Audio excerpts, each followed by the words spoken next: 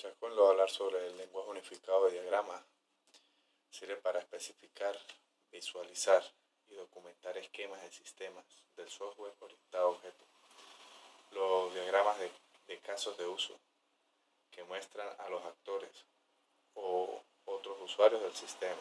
Los casos de uso, las situaciones que se producen cuando utilizan el sistema y sus relaciones, diagrama de clases, que muestra las clases y las relaciones entre ellas. Diagrama de secuencia muestra los objetos y sus múltiples relaciones entre ellos. Diagrama de colaboración que muestra objetos y sus relaciones, destacando los objetos que participan en el intercambio de mensajes. Diagrama de estado muestra estados, cambios de estados y eventos en un objeto o en parte del sistema. Diagrama de actividad que muestra actividades así como los cambios de una a otra actividad junto con los eventos que ocurren en ciertas partes del sistema. Diagrama de componentes que muestran los componentes de mayor nivel de la programación, cosas como keyparts o Java o beans o netbeans. Diagrama de implementación que muestra las instalaciones de los componentes y sus relaciones. Diagrama de relaciones de identidad que muestra los datos y las relaciones y restricciones entre ellos. Las fases que conforman la metodología son el análisis, el diseño del sistema, diseño de objetos, la implementación, los modelos dinámicos, modelos funcionales, modelos de objetos, como en la parte que principal de que tienen técnicas de modelado y que fundamentan a la teoría de orientada a objetos. Las clases y los objetos, que los objetos y sus componentes representan gráficamente en forma que es posible obtener una idea en los elementos que intervienen en el sistema. Los diagramas de clases, esquemas o patrones de plantilla para describir muchas instancias de datos posibles en los diagramas de instancia. Describe la forma en que un cierto conjunto de objetos se relacionan entre sí. Los atributos, los objetos pertenecientes a una clase que representan las características. Los enlaces y las asociaciones. Los conceptos avanzados de enlaces y asociaciones. La generalización y herencia, que es el paradigma de la orientación a objetos. Uno de los elementos más importantes es la herencia, la cualidad que permite que los objetos hereden las características, atributos y las operaciones, métodos dentro de una estructura jerárquica, que conllevan una serie de consecuencias de máxima relevancia a la hora de diseñar un sistema informático. La agrupación de entidades, que son los elementos que hemos estudiado en el modelo de objetos, que se pueden agrupar para construir el modelo completo.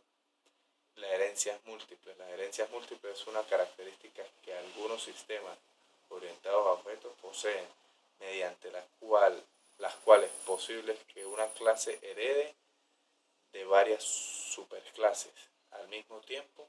Sin embargo, la herencia múltiple aumenta radicalmente la complejidad de los sistemas que la implementan y que la búsqueda de las operaciones se dificulta cuando no se define en las clases enviadas y hay que realizarlas en las superclases.